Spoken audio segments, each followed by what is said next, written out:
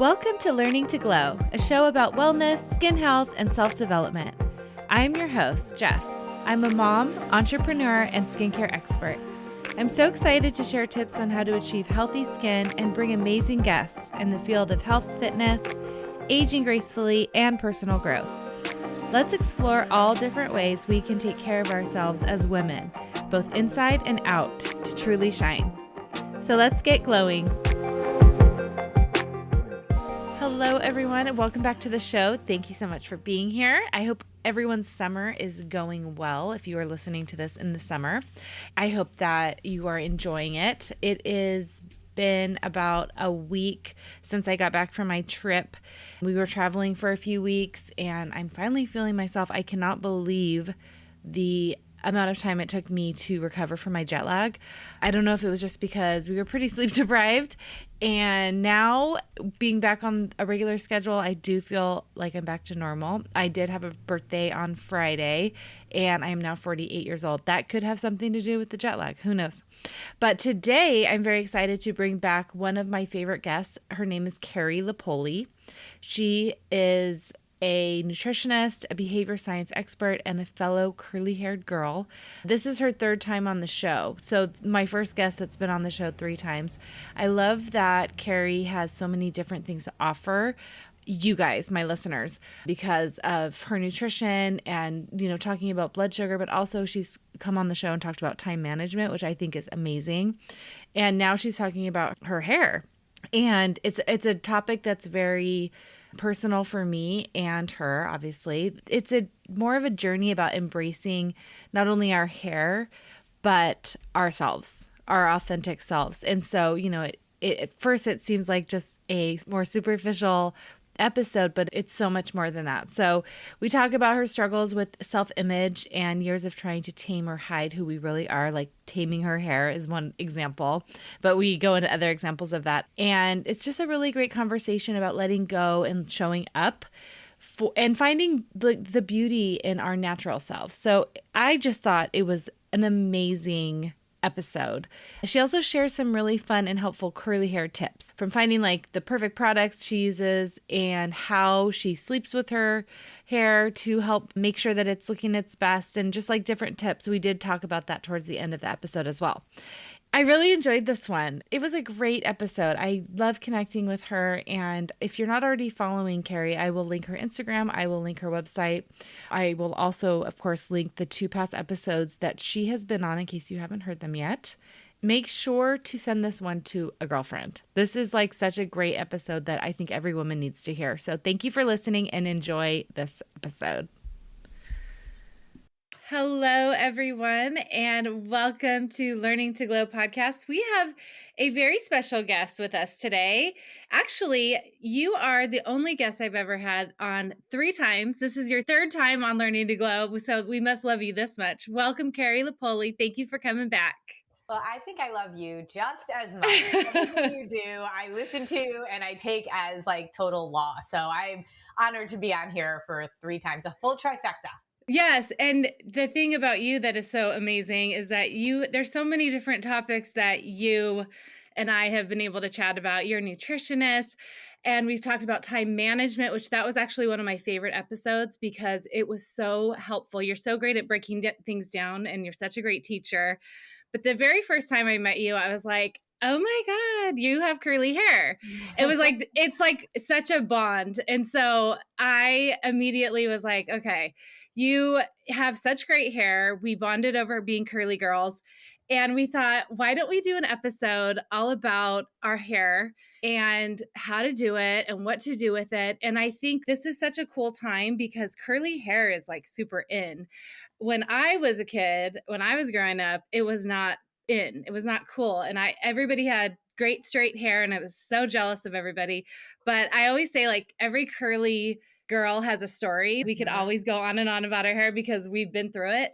Just like every mom has their own birth story. Right? Absolutely. It's that deep. Yeah, it is that deep. Mm-hmm. It is. So first, just reintroduce yourself in case this is our first time seeing you or hearing from you. And then I'd love to hear if you could tell us about your journey, your hair, all the things. Tell us about you. So, it's interesting that you say, I've been on 3 times with like different topics, but I think it's all around the same topic and it's around health. That's what Yes. I am all about. What is the healthiest version of you do, say, think, and believe? And as a nutritionist, especially one that now I finally feel like after working with thousands and thousands of people and over the last more than a decade, it's like I'm so crystal clear on what it is we need to be doing. And it's not about weight loss as the goal. I always joke like, if a company is bankrupt and the first thing we think of is like they need more money, that's actually not what they need. They need to fix all the symptoms of why they're bankrupt. And it's been over this more than a decade of truly going through this journey of self-discovery for myself and for my clients that have realized that the healthiest version of ourselves, what we do, say, think, and believe, incorporates every single aspect of our life. And when we get truly healthy, then, I mean, the weight loss industry has us believing that health or what we need is based on the outside, and really true health is based on the inside, and then the outside ends up following suit. And so everything that I teach and believe comes around being the healthiest version of ourselves. And when I became a curly girl 10 years ago, when I turned 40, I was becoming healthier. When I realized that calorie counting and dieting and depriving my body was actually impacting my kids because they started talking about calories at 5 and 6 years old, I realized I am not healthy. When I was a Division I college athlete and I looked healthy from the outside, but had an eating disorder and a severe fear of food, I was not healthy. And so I am an educator. I was an educator for more than 20 years with a specialty in behavioral science. And when I took a hold of my own health more than 10 years ago and realized how intertwined women's entire lives are around their bodies and their relationship with them, that I got certified as a nutritionist because I started realizing everything the diet industry teaches us is total and complete BS. And I have discovered and really dug into what I call a totally different kind of BS, blood sugar. And you have talked so much about that on your show. It's one of the reasons why we originally bonded, because blood sugar is really our body's love language and the core foundation of everything going on. When we deal with that, we deal with the symptoms of weight gain, but also behavioral science, why we do what we do, and time management. When I was on that episode, that goes right along with it. And then our belief systems and believing that we are good enough, that we don't need to look a certain way in order to be valuable. All of that has been undone. And we have essentially been just brainwashed into believing, A, the outside is where our value is, and B, that in order to increase our value, we have to change the way we look, and that presence of us determines our value. When we believe that we are worthy simply because we are born and we have a purpose to serve on this earth, and we can stop trying to change all these things about us and start to embrace them. And that's why being a curly girl is so important to me, because I fought my entire life, like you talked about, to not have curly hair. I thought it was my biggest reason why I wasn't popular. It was the biggest reason I had the biggest hair that was completely out of control. My mother didn't know what to do with it. And I was made fun of left and right. And I just felt like if my hair could be fixed, I could be fixed. And it turns out that that's not the way it works. But I know that I fought my identity when it came to my hair, which sounds so silly, for 40 years. And when I finally decided I'm going to embrace truly what God gave me and make the best of it, everything changed. And I became healthier because I embraced who I really was. Oh, that's so beautiful. It's so true. Of course, I always relate to what you say. I think this is really, really powerful because it could be anything in your life physically, literally anything that the way you're describing it with the hair. It's like it's fighting against reality, right? Like we're fighting against what we were born with. And the funny thing is that when I went through like some stints of enjoying my curly hair, like in my 20s, I was having some good hair days. I was doing like curly hair. I'm like, okay, like I like it. And then, but I'd always default to straightening it. And I would notice I would never get compliments on my straight hair. But every time I wear my hair curly, I got so many compliments and I was like, ugh. And I would always just like, my reaction would be like, oh, you don't want this. Like, you're so lucky. I was like, so what happened? Because when I was 40, I literally the same thing, Carrie. I was like, I'm done fighting this. I'm going to learn how to do it. I was Yep. literally 40. It was the exact same as you. Same. And, yeah, it's almost been 8 years of me being able to, be happy with my curly hair. So what happened at 40 that made you, I mean, you talk about the evolution of becoming healthy, Yeah. accepting who you are.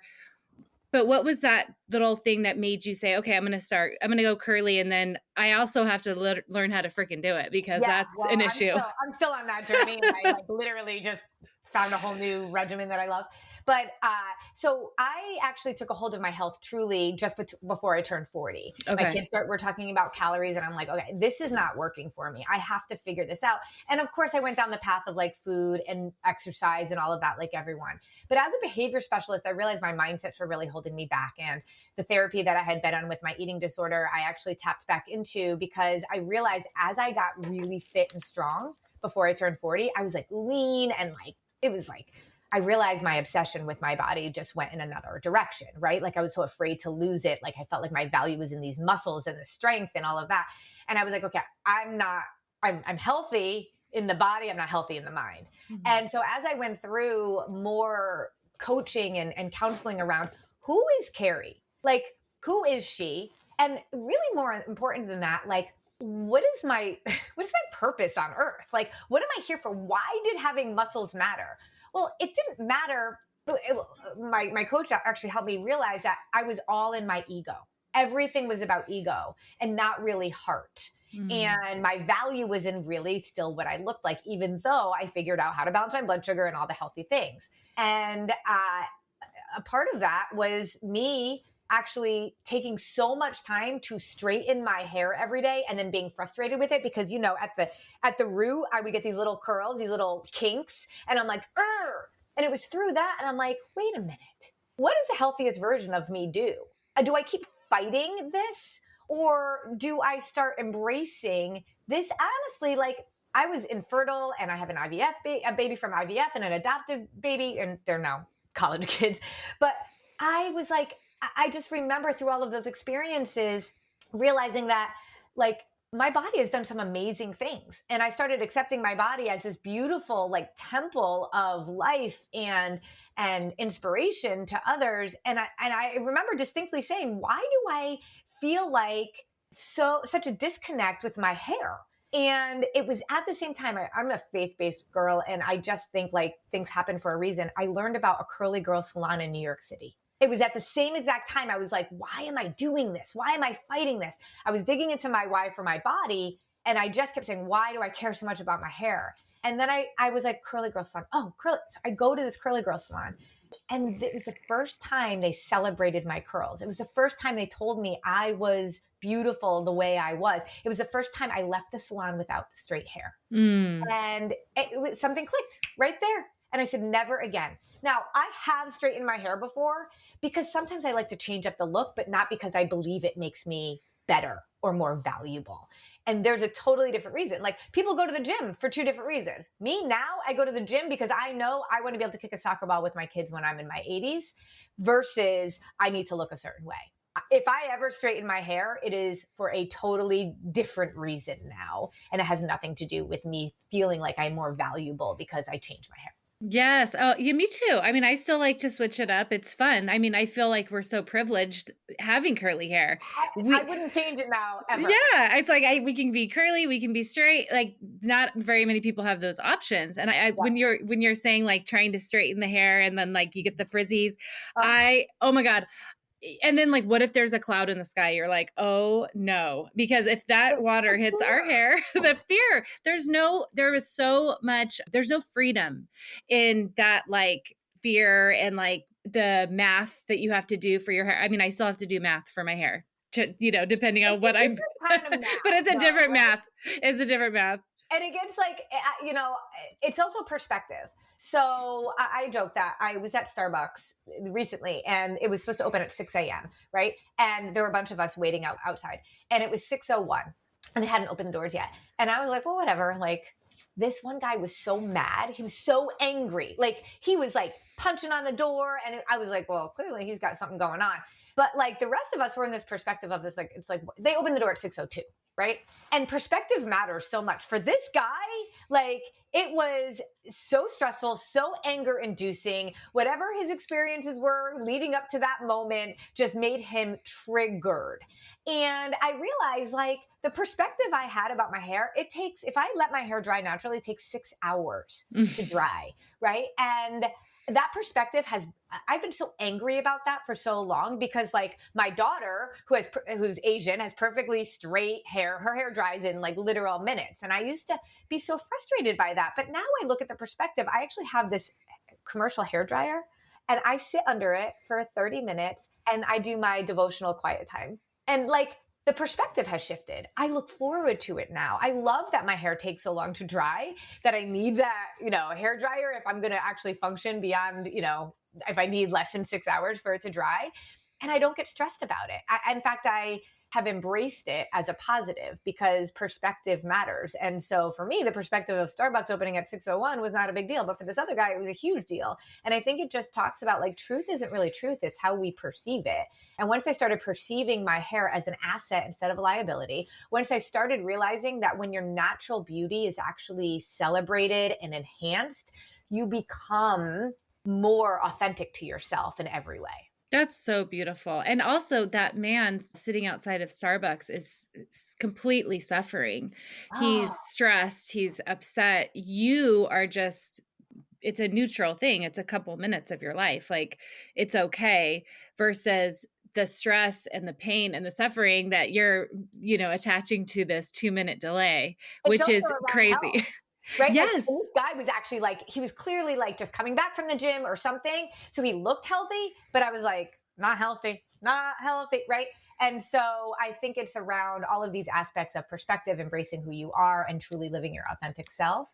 But, the other thing that I think is so like, I guess, interesting or thoughtful around this journey of curly hair is not comparing yourself to others. And I used to do that. And you said, right, like it wasn't trendy to have curly hair. It absolutely wasn't. And I realized like, it's what sets me apart from other people. I just wish somebody would share with me, you don't want to be cookie cutter. You don't want to be like everybody else. Your body, your life is its own fingerprint. And when people compliment me now, I used to be like, oh, and I used to like almost you have no idea how hard it is. Like I wouldn't take the compliment. Yeah. And now I'm like, thank you. And the reason I say thank you is because it just affirms for me that I am showing up as who I really just need to be. It is definitely unique. And there are definitely showing up with curly hair, as curly as our hair is unique and it is different. And I think when you are, especially when you're growing up, like I was very like, let's just pull out, middle school. Oh yeah. I was oh my God, that was the peak awkward, not attractive, like didn't know what to do with my hair, and talk about like not having it dry forever. I would go to school and my hair would be wet and it was oh my God, because I didn't have time. I'd shower and I didn't have time to dry it. And, I definitely didn't have I didn't know how to do it straight either at that time. So I would go to school with wet hair. It looked awful. People would touch me by accident and be like, ew, what's in your hair? And I'd have all this gel. And then it would just be just awful. I had no routine. And so, you don't want to be different in junior high. You want to be like everyone else. But looking back, it's like, well, now I know why I have a sense of humor and like, because you do get made fun of a lot if you don't know what you're doing with your hair. Yeah, and that really like, I think in some ways it's also still kept me into that space of never quite feeling like I'm enough. And that's why there's so much power around the curly hair experience, because we have had to deal with a reaction of people telling you that your hair, like I cannot actually control my hair, my eye color. Like I had nothing to do with it. Right. And there wasn't enough education for any of us on what we needed to do with it. And it just always felt like there was something wrong with me in a lot of ways. And I think that's why curly girls have this shared experience where you're just like, what do you do for your hair? Like, when did you start wearing a curly? Because most of us have fought it. And I lived in an area for 7 years that was 100% humidity. and I got Brazilian blowouts. I literally just like, I did everything I could. And I was in Asia. Let me tell you, curly hair was not a knowledgeable thing there. And so my hairdresser was like, I don't really know what to do with this. And I was like, what am I? And I just think about how much time of my life I spent really trying to conform Yeah. to, I felt like the wrong hair was on my body. And actually, once I started embracing it, I realized, no, this is actually who you're supposed to be. It just Yeah. seems so trite to be having this deep of a conversation around curly hair, but I think it's just symbolic of so many of the struggles as women we go through, feeling like we're not enough. And having that fight, because like I said earlier, it could be about your facial feature, it could be your Yeah. hair, it could be a million things. And it's about us fighting versus acceptance. And it takes it took me a long time to get there. But I want to ask you a question about something that you mentioned, because this is, in the very beginning, you mentioned, it was when you became truly healthy, Yeah. mind and body, not just what it looks like on the outside. And you mentioned Brazilian blowouts. So I like to mention, if you are looking at this topic from a health perspective, I used to go to the black hair salons in downtown San Diego, where I live in California. And my mom would take me there, and it would take a really long time to get there. And they would put chemicals on our scalp and straighten the hair and everything like that. And I did that for a long time. And then I did every other thing that came after that. I've done the Japanese straightening, I've done Brazilian blowouts, I've done keratin, like you name it, I've done it. And now hair for being what it is just naturally supposed to be. Isn't that crazy? it's crazy. But like, I one time got my hair done, and my mom and I still talk about this because it made her so angry. I got my hair done with this chemical relaxer, and the lady left it on too long. And my scalp, I had blisters all over my scalp, like massive blisters. It was a very bad burn. And I couldn't brush my hair. I couldn't do anything to my hair for a while. I think that was probably the last time I did it. But the chemicals that are in these products that we are exposed to, that we're breathing in, that the poor stylists are breathing in, talk about unhealthy. You know what I mean? What else did you do when it comes to like straighteners and like chemical? All of those things all the time, plus the heat. I mean, I literally took a hot, fire to my hair every single day for decades and decades. And that's why it was like almost like this cycle where I couldn't stop, because my hair was so unhealthy that trying to wear it curly also didn't look right, and it took a long time before I actually stopped, before I really saw my hair look a way that felt where it should have been. But it's so incredible when you say that, because I can remember I had a standing appointment to put poison on my head because I needed to change the natural beauty that God gave me. It's just shocking. As I say that. And I have a niece right now who has my hair. Both my daughters do not have my hair. And my two nieces have my hair. And so I've worked really hard to help them embrace it. And we talk about all the different products and stuff. But my niece, who's 15, she wears her hair curly more than I ever did. And she embraces it. She still straightens it here and there as a special thing. But I think it's the why. Like, we're still in a place of I want to kind of be like everyone else, kind of a hair, and so I'm very aware of it. But one of the things that I even talk to moms about when it comes to their own nutrition, their own bodies, and teaching their kids how to love their bodies, is that we have to model what we know, what we believe. And for me, I really am in a place of truly embracing the curls. And I know that with my niece, because I really do believe it will come for her. But when it comes to moms who want to encourage their daughters to wear their hair curly, but we're blowing out our hair, or we want to encourage our kids to eat quote unquote healthy, but we're on the diet roller coaster, or for them to have a good relationship with their body and food, but yet we're saying, oh, I shouldn't eat that cake. Oh, look at yourself in the mirror and get a little disgusted, or going to the gym because you have to lose a certain amount of weight. All of these beliefs that we have permeate into our kids. And that to me is why I was so excited when my niece had curly hair, because I was like, I get to be her mentor. And she needs that because, again, we all have these shared experiences around curls. Yeah, and we also need to know how. So Yes. maybe you could teach us what you do. Okay, so I still have women my age, and we're close in age, Yep. that come up to me and they say, if I had hair like Yes. yours, I would do it curly. But what you said is really important. When you're straightening it, your curls aren't going to look as fabulous as they Nope. normally would, because you have to let that all grow out. Yep. And my curls didn't always look the way they look now, because I didn't always know what I was doing. So I'm Yep. like, no, but you can, you guys, you can. Yep. So for those women, or for people who are like, okay, I need a better routine, or I've been wearing my hair straight, I'm over it too.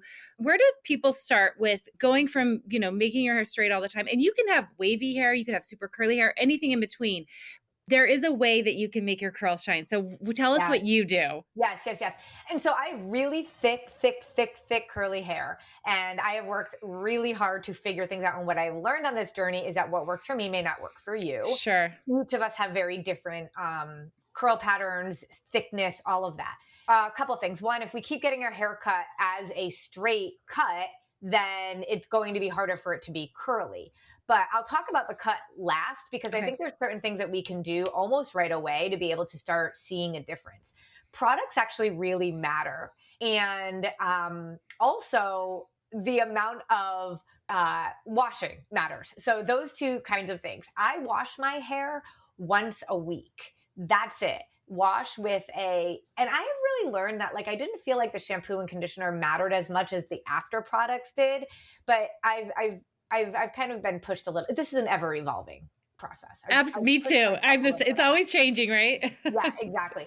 So I wash my hair, but it doesn't mean I don't wet my hair, because as I would do all the research, they're like day 2, day 3, day 4. I'm like, there's no day 2 for me. I don't know for your hair if day 2, like, I can't wear my hair in a bonnet and have it come out okay the next day. Nothing works at all on day 2 unless I get back under the water. So I have to wet my hair every single day if I want it to, if the curl pattern comes back. Some people aren't like that. I have very, very thick, frizzy, dry hair. Curly hair is dry in and of itself. So once a week, I do a shampoo, I do a leave-in conditioner, and then I, like a mask, rinse that off, and then I condition.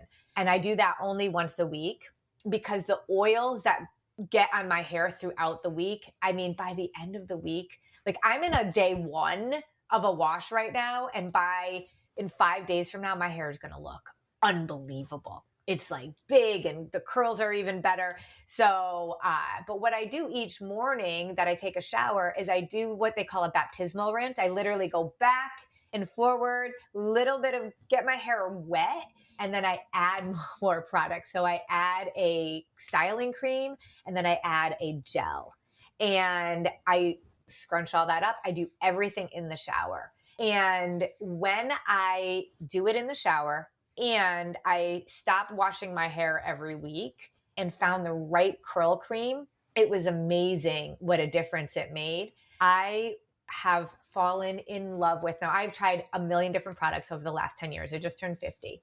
And somebody sent me a sample of a curl cream. They're like, oh, I love it, you should try it. And I'm like, okay. I try it. And I might be like, okay, great, whatever. This was like the first time I used it. I'm like, oh my gosh. My assistant, who sees me every single day, was like, your hair looks amazing. What are you doing? I'm like, I know, I found this new curl cream. It's called Lu, L-U. It's Latin Us. It was developed by 2 Latino women, and it's the green bottle that I use. But they have a green, a red, and a blue series, and I think it just matters like what I use a combination of all of them. It's the only thing I use now, and I am just totally obsessed with it. Like, even on day 1, my hair is more frizzy than it normally would be, because softer, when you condition it, it gets softer and it gets a little frizzier. But this is like day 1, and I'm still in a place of feeling good about it. But then every day I just do the baptismal rinse. I add more of their styling cream, and then I add a gel, and then I wait. I do not touch it. I let it cast, I go under the dryer or I let it air dry. And once it's dry, flip over and you break the cast and scrunch. But I do everything in the shower. And that has been a game changer because I can just do everything in the shower. And then I'm not spending all this time afterwards trying to add stuff to my hair. Okay. So a couple questions. Okay. When you're applying your product, your hair is pretty damp, right? It's pretty Yes. wet. Okay. Yes. That is one thing that I think people miss the boat on, because when you are dry and you put on product and your hair is kind of dried, you took time before you actually put the product on after you get out of the shower, then you're going to have more frizz. And that's one thing that I think Yes. made the biggest difference for You don't me. want to touch it again after. Right. And if you're waiting till it's already kind of like frizzy to put stuff in, it's not going to be as effective. Absolutely not. I do use from the same company. They just came out with a serum. Oh my gosh. I've tried I don't even know what magic they have, but I ended up connecting with them and I'm like, tell me what you do. Cause I never ever share a product or recommend or even use a product unless I literally feel like I know sourcing, and I'm so crazy about that stuff. Right. But people get it at Walmart. So it's just so awesome that they've gotten their product into like a very affordable like range for price point. But their serum is the only thing that I'll use when my hair is almost dry. Okay. Like, put the serum on, and then I do that. I use a serum every day as like kind of like a topper, or if I want to refresh. So, like last night I went out and my hair was all dry, and by the end of the day, I'm getting a little more frizz, and I'll add their serum to that. But that's the only time I touch my hair when it's dry. Okay, I'm going to check this. I've never heard of this line. I love it so much. I can't wait to check it out. Okay, so, and then I love that you were talking about with a refresh, because if you're new to curly hair, you might not know what that is. So what does that mean when you have to refresh your hair? So for me, like there's 2 times I need to, like in the morning, like, I do the baptismal rinse and that gives that to me. But if it's like I said, if it's already dry, or if I just know that I'm like, I was in South Africa recently, and I did a TED talk, and I knew I wanted my hair really big. And like, I just was like, I wanted like lioness. And so all day long, I just love big curly hair. I'm flipping my hair and I'm going from the roots. I'm only touching the root of my hair, but I'm flipping it over and I'm just sort of giving it a little wiggle, but always at the roots. The minute I keep touching my hair in terms of the actual curls, the frizzier and frizzier and frizzier it gets. So a refresh for me is usually flipping my head over, like wiggling at the roots, and then I might add the serum. Okay. And then I think another thing that is so important that I never used to do, and I think a lot of other people don't do this, is waiting until your product and your hair is dry before you touch it. Because I would do 2 things. Like when I was a lot younger, I would just let it dry, and then I never refresh my cast, because I thought once your hair dries, if you touch it, it's going to get frizzy. Right. But that's when you touch it. Yes. Exactly. And the other thing that's really important is when you're putting product in, and I do it in the shower, I'm scrunching it all in. So I'm getting the curl pattern that I want. I flip over, I scrunch in the shower, and then I don't touch it again. And if I can let it air dry, that's ideal. If not, I go under the dryer. Do not touch it. I bought like a commercial butt dryer. You can get it on Amazon. And that dries from the roots, and then I can do exactly what you're talking about. Like I'll flip over and I'll undo I'll break the cast. But I never realized that like my hair always looked wet because me my too. Hair was like gel and like it was like crunchy, and it was like such a weird look. But then I realized you break the cast. Isn't that funny? Yeah. But now the other thing that I think is important is the cut.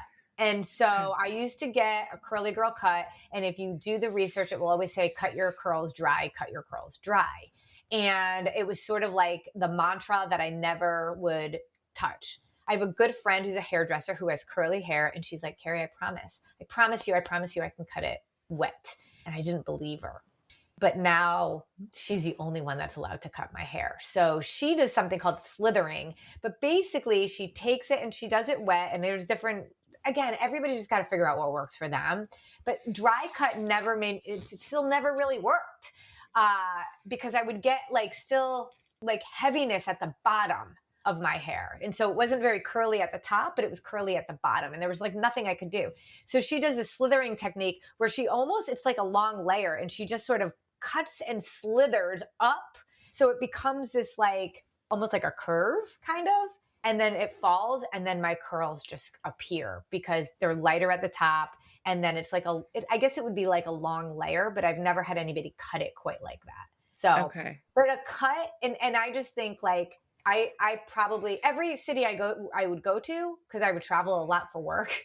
I'm like researching people who have curly hair, because there's actual like you could go online and look for curly hair hairstylists, and I would just pop around to different ones. Chicago, California, New York, like I went to them all, and then once I found somebody that really gave me the cut that I wanted and needed, that's when I was like, okay, like this is how it has to, like how I have to do this. Mm-hmm. And so now I know enough to be empowered, so that even if I had to go to somebody that wasn't my regular hairdresser, I know what I'm looking for in somebody. But the cut really, really matters. Do you cut yours dry? I do, but I've done both. Yeah. And both work for Yeah. me too, because I Yeah. found people that will help me with both. The cut is important, just not cutting it as a straight haircut. Yeah, and I think like what you said, when you have curly hair and you go in to get your hair done, you are going to be leaving with your hair straightened. Yes. And then there's no education. So if you can Yes. also, if you've, especially if you've never been to a curly haircut experience, I like to say do it, because they'll also teach you. Mhm. These are things that work for you, especially like you said, everyone has different curls and consistency. And like I have really, really kinky curly hair. And you should see like underneath, like here, like I have, I mean, it's like zigzags.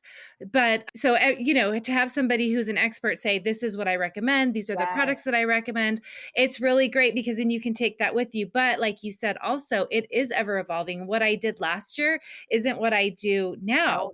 So sometimes you're like, oh, this is a better technique. I do the same thing with the applying my products in the shower. I do something called hair plopping. Yep. Have you ever I done hair that? top. Yep. I didn't even mention that. It's so funny. It's like a part of my routine. I forgot. And the Yeah. type of towel that you use matters. I actually use a t-shirt Yeah. more often than anything else. Yeah, I bought one that's t-shirt material, but it Yeah. has like a little button. I feel like that has helped me, and I do it for like 20 minutes. And then I'd use a diffuser because I don't have the Yeah. dryer, but I do that. And still, I don't fully dry it, because I'll let it Same. air dry for a little bit too, Same. because I don't feel like the dryer is hurting my hair at all. I feel like I even had someone tell me like that kind of locks it in. It's okay. Yeah. It's Yeah. not like damaging. Yeah. I've actually evolved on that as well. I know that the flat iron was really killing me, Yes. for sure, but this is definitely not. The other thing that I wanted to mention was that because I put in product every single day, and as my days go on, like I actually like will backwards map. Like when I spoke on the TEDx stage, I knew I wanted to be at like day 6 of my hair, because I knew that that was going to give me the most volume. But because I have really thick, dry hair, that may not, adding product every single day to your hair may weigh it down. And Sure. so that's where it's just like everybody's kind of got to like take the ideas. And that's why I think curly girls are like, what do you do? What do you do? And 9 times out of 10, I'm not taking the advice, because that might not be something that I know is going to work for me, but there just might be a nugget in there that like, ooh, let me try that. And It's my experiment. latest was this new product line that I'm like obsessed with. I just feel like you have to experiment. You have to experiment with the type of products, the technique, all of it. And then our curls change. Like my curls have changed over my Yes, life, like quite a bit. for sure. So, okay, here's another question that Okay. people might wonder. Do you have any special routines for sleeping? Because there are certain things that we could do that can kind of make our hair a mess when we're asleep. Absolutely. So I do sleep with a satin pillow case. That's like my go-to thing. But I have really struggled. Like I said, like day 2 hair doesn't work for me. It just doesn't. And I know so many curly people that if they sleep with a satin pillow, or if they sleep with a bonnet, I've tried sleeping with a bonnet, and it just gave me a headache. Like I just Yeah, couldn't feel comfortable.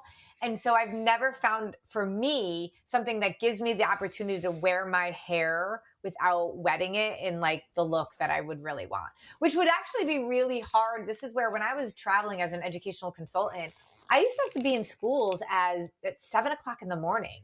And or I've done media before, like I did the Today Show. I had to get up at the most ungodly hour to make that work. And I used to like struggle being in schools at 7 o'clock in the morning. But that's where I guess my perspective was just like, this is just my life, my thing. And I'm not trading it for anything else. So I haven't really come up with the best sleeping tool that I didn't have to still, wet my hair in the morning. But Yeah. my hair, like I said, like my guess is you probably do. I can just looking at your hair, I feel like there's a texture to it that allows more success in the morning than mine. Am I right? My day 2 is my best day. Yeah. See? Yeah. See? I'm always like, and my husband will be like, ooh, he'll even know like day 2. It's It's pretty funny. It's funny that you say that about husbands because my husband has, when I started wearing my hair curly, he's like, that's the girl. Like, Yeah. he even felt like I was always fighting it, but he's just like, he'll love me whatever I decide, but he's like, that's the girl I know, and he just, he likes day 5 and 6.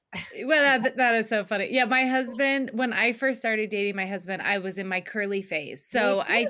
yeah. Oh, good. Yeah. Okay. So yeah, when I do my hair curly, that's his preference as well. Like Yeah.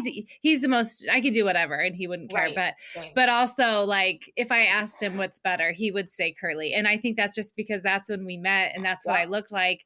Yep. And it was also exciting to be able to get to a point where I was like, I know that what I do is going to give me a certain result. Whereas before, when I was doing my hair curly, I was just guessing. I'd be like, well, it's up to the gods today. Like, who knows how my hair is going to turn out? Is it humid? Is it like, I just never knew what it was going to look like because I did different things and I never had a system.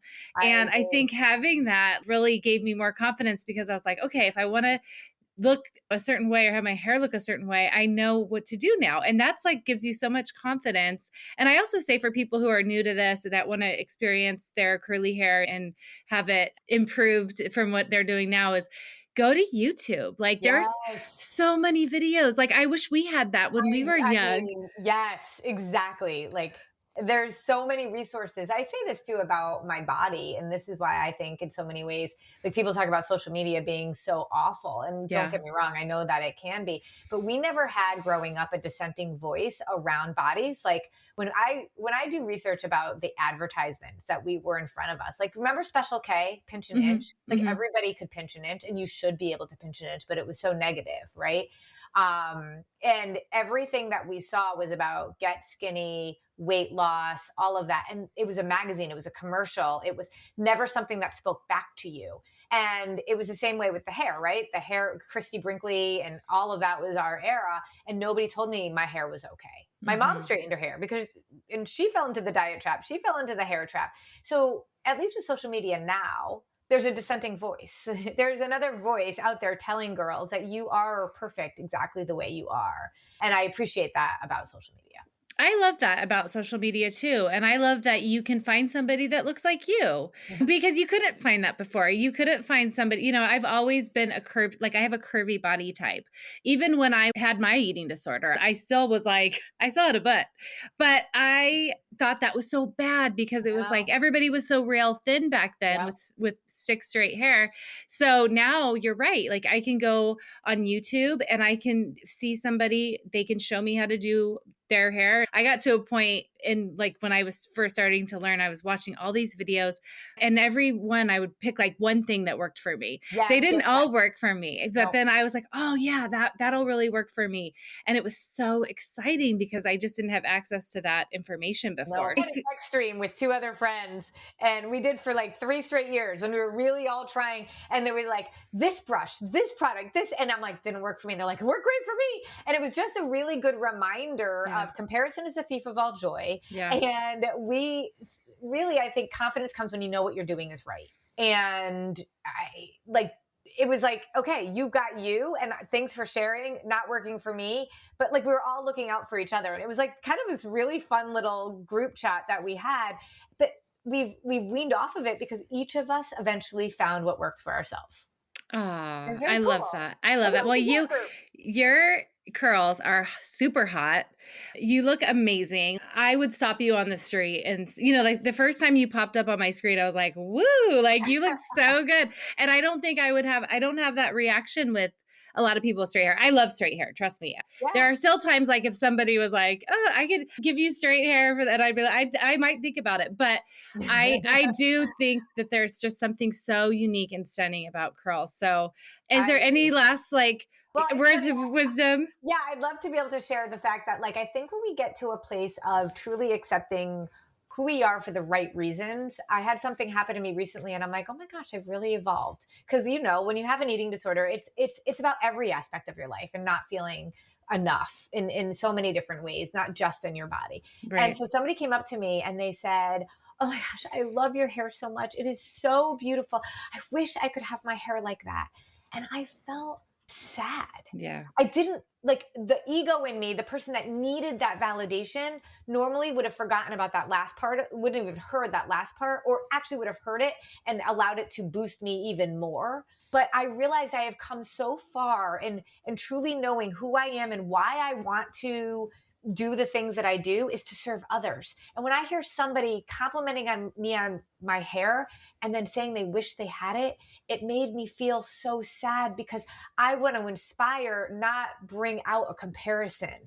And I was like, oh, so part of me was like, wow, I really evolved, because that wouldn't have made me sad before. That would have boosted my ego. And I realized I'm coming from a place of heart now instead of ego. And that was a little bit of a litmus test that I think any of us could kind of tap into if we get a compliment. Do we feel like they boosted us up? And I think that's fine. But at the end of the day, where is that person right now? Yeah. And it just made me sad for her. And so my goal, my dream, my purpose is for each woman to recognize that they are exactly who they're supposed to be. And each one of us is here for a purpose, uniquely curated for ourselves. And it was not to be like anybody else, but to be unapologetically you. And that's really what I think me going curly was sort of this, declaration of I'm going to embrace me and I'm going to just stop comparing myself to everyone else. And I think, can you imagine what we could do if each woman really, truly embraced who they were and stopped comparing to each other? And yeah, the amount of suffering that could go away from that, because it's true. If you see something and you're, not feeling great about yourself, it's a suffering that you go through. There was a video that I saw about hooded eyes, and I have hooded eyes. And this lady was like, why? Because there's so many surgeries right now. That's kind of the hot topic on TikTok of getting rid of the hooded eyes. Yeah. And this woman was like, why is that a bad thing? I actually think hooded eyes are beautiful. And she showed all these celebrities that have hooded eyes. And I was like, I was never to the place where I was like, oh my gosh, my eyes, but it was something that I would think about when I was doing my makeup. Yeah. And that one video really opened my eyes. I was like, wow, literally eyes. I was like, oh my gosh, they are beautiful. And it makes me me. And that's why I embrace it. Yeah. It is work. It is work to think like that and go through that mindset piece, because we're just bombarded. I feel like our whole lives we're just bombarded with you're not good enough. Yep. You need this product. It's goes all back to consumerism anyways. So it all does. And Mel Robbins in her book, the Let Them Theory, she talks about how comparison is a torturer teacher. Yeah. And I love the idea of it being a teacher where it's oh, what are you doing? Oh, and working and learning from each other. But when we compare, it becomes torturous. And, choose your hard. That to me is harder than figuring out how to love myself. I love it. Well, I love you. And thank you. I'm so happy we did this. This was such a good episode. I appreciate it. I will make sure to link your past episodes that you've been on our show and where everyone can find you in the show notes. Perfect. I love that. And, just keep spreading the good news that you do, because your work is so, so, so important. And I love being part of it. Thank you. Yay. Thank you, Carrie. Thank you for listening to this week's episode. Please subscribe and review so we can reach more people who want to learn to glow alongside us. See you next time.